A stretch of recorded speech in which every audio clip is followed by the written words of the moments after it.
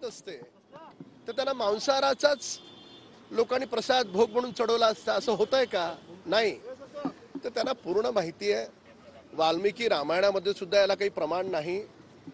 तुलसीदासजींनी जे रामचरित्र मानस लिहिलंय त्याच्यातही याला काही प्रमाण नाही. हे सगळं धादांत खोटं. हिंदूंचा कसा अपमान करता येईल आणि त्याच्यामध्ये त्यांना जे काही संप्रदायाला खुश करायचंय त्यांना कसं खुश करता येईल याचं एक उत्तम दुर्दैवी उदाहरण ते प्रस्तुत करतायत.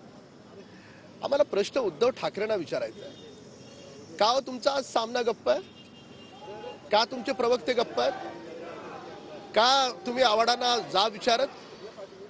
आज आम्ही या ठिकाणी पोलीस स्टेशनमध्ये आव्हाडांच्या विरोधात FIR दाखल करण्यासाठी आलो आहे. पोलिसांना त्यांच्या विरोधात FIR घ्यावा लागेल, कारण साधी घटना नाहीये. 450 वर्षाच्या संघर्षानंतर जर या देशात प्रभू रामचंद्राचं भव्य आणि दिव्य मंदिर उभं राहत असेल तर ह्यांच्या पोटात का गोळा येतोय? यांना का दुःख वाटतंय? का शरद पवार आणि कंपनी, राहुल गांधी आणि कंपनी, उद्धव ठाकरे आणि कंपनी का नाराज आहे? म्हणजे एका ठिकाणी कोट्यावधी हिंदू समाज रामभक्त आनंदी आहेत आणि दुसऱ्या ठिकाणी काही यांचं जे गर्विष्ठ अलायन्स आहे ते मात्र दुःखी आहे. असं आपल्याला विरोधाभास पाहायला मिळतोय. त्याची शिक्षा त्यांना झाली पाहिजे. त्यांच्या विरोधात FIR दाखल झाला पाहिजे. आणि मला माहिती आहे की स्वतः आव्हाड व्यक्तिगत जीवनामध्ये आस्तिक आहेत. शरद पवार नास्तिक असतील. आस्तिक असून देखील केवळ राजकीय आवश्यकता म्हणून आमच्या प्रभू रामचंद्रांना दुःखी करण्याचा अधिकार कोणालाही दिलेला नाही. त्यांनी प्रमाण दाखवावं की कुठे दिलं त्यांनी मांसाहार केला. आणि प्रमाण दाखवणार नसतील तर महाराष्ट्र देशाचे रामभक्तांची माफी मागत स्वतःहून अटकावी. सर, राम जन्मभूमि तीर्थ के आचार्य का बयान आया है जितेंद्र अवार्ड को लेकर. उन्होंने कहा कि जितेंद्र अवार्ड झूठ बोल रहे हैं. किसी तरह के भी भगवान होते हैं वो सिर्फ फल और वेजिटेरियन तुलसी पे अपना पूरा जीवन व्यतीत करते हैं और कहीं भी पुराणों में भी कहीं भी इसका जिक्र नहीं है कि नॉन वेजिटेरियन है, मांसाहारी है. देखिए, यदि आपने वाल्मीकि रामायण को देखा या तो प्रमाण करके अगर तुलसीदास जी का जो रामचरितमानस है उसमें देखा तो दोनों में प्रमाण ये आया है कि जब प्रभु रामचंद्र जी वनवास के लिए गए तो उन्होंने ये प्रण किया कि वे ऋषिवत जीवन जिएंगे और कंदमूल और फल खा करके उन्होंने पूरा वो 14 वर्ष का वनवास उन्होंने काटा है. और अध्यात्म में मांसाहार को अभक्ष कहा गया है. अभक्ष का सेवन नहीं करते.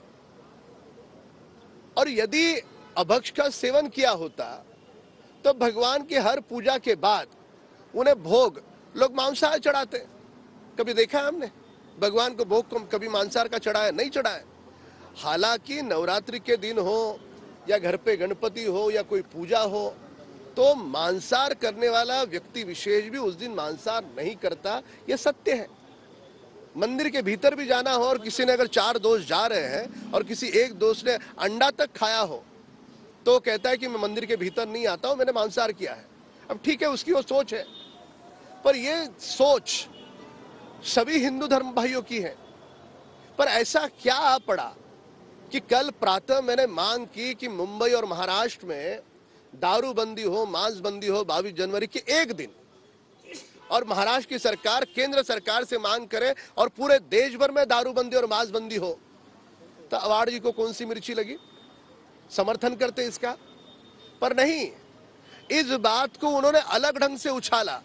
इस बात को उन्होंने किसी संप्रदाय को खुश करने के चक्कर में हिंदू समाज की भावनाओं को आहत किया. क्या लगा होगा हिमालय स्थित जो हमारे साधु संत रहते हैं, हमारे महात्मा रहते हैं, उनको क्या लगा होगा? उनकी आत्मा को कितनी ठेस पहुंची होगी? अब भगवान के बारे में बोलोगे और लगातार बोलोगे. श्रीमान अवार्ड जी के सारे वक्तव्य अगर निकालो और फिर स्टालिन के पुत्र हो या जो लगातार अभी जो श्रृंखला चल रही है, यह हिंदू समाज को आहत करने की श्रृंखला सोची समझी इनकी षड्यंत्र के साथ राजनीति है.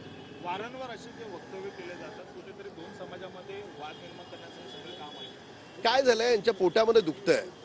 भव्य राम मंदिर हे उभं करू शकले नाहीत. मोदींच्या कालखंडात उभं राहतंय आणि तेही भव्य दिव्य उभं राहतंय. तर त्याच्यामुळे ह्यांना कळतंय की आता यांची राजकारणाची दुकानं बंद होणार आहेत. तर ते राजकारणाची दुकानं चालली पाहिजेत. मग कुठल्या तरी एका समाजाला खुश करा. मग सगळ्यात सोपा समाज कुठला आहे ज्याची थट्टा मस्करी केली तरी चालते? तर हिंदू समाज असा त्यांचा चुकीचा त्यांनी अर्थ लावलाय. त्यांना आमची ताकीद आहे, तुम्ही वारंवार हिंदू समाजाचा अपमान करता आहात, तुम्हाला ईश्वरी दंड तर मिळेल, पण पोलीस देखील तुमच्या विरोधात FIR दाखल करतील. केवळ घाटकोपर नाही तर राज्याच्या अनेक ठिकाणी पोलीस स्टेशनमध्ये आज गुन्हे नोंदवले जातात. कसं आहे की दुर्दैवानं उद्धव ठाकरे गप्प आहेत आणि गप्प राहणं ही त्यांची राजकीय आवश्यकता दिसते. सामनामध्ये एक ओळ लिहून आली नाही. पूर्ण महाराष्ट्रामध्ये देशामध्ये आक्रोश आहे आव्हाडांच्या विधानाबद्दल. अरे तुम्ही दुसऱ्या कोणाला म्हटलं चालेल, तुम्ही आमची जी श्रद्धा आहे, आमची जी आस्था आहे, कोट्यावधी लोकांची आस्था आहे, त्यांना तुम्ही म्हणाल. आणि त्यांना माहिती आहे की प्रभू रामचंद्र हे कंदमुळं खात होते. शबरीची उष्टबेरे त्यांनी खाल्ली ना, का नाही खाल्ली? आपण लहानपणापासून वाचतोय ना.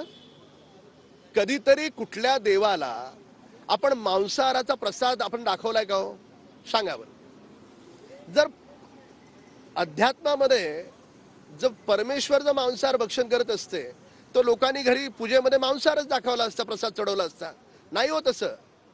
देवीला सुद्धा, तुळजापूरच्या भवानीला सुद्धा जो मांसाहाराचा प्रसाद जो चढवतात तो देवीला नाही चढवत, देवीच्या पायाशी असलेल्या राक्षसाला चढवतात. अभक्ष हे दानवांचं अन्न आहे, देवतांचं नाही. सर आज FIR रजिस्टर करना चाहते हैं आप, और क्या डिमांड है? माफी मांगे या फिर उनको अरेस्ट भी किया जाए, क्या लगता है? नहीं, वो माफी के ऊपर जा चुके हैं. उनकी गिरफ्तारी अनिवार्य है, उनकी गिरफ्तारी करनी होगी. 22 जनवरी को जब 500 वर्षों के बाद हम दिवाली मनाने जा रहे हैं तो आवाड़ जैसे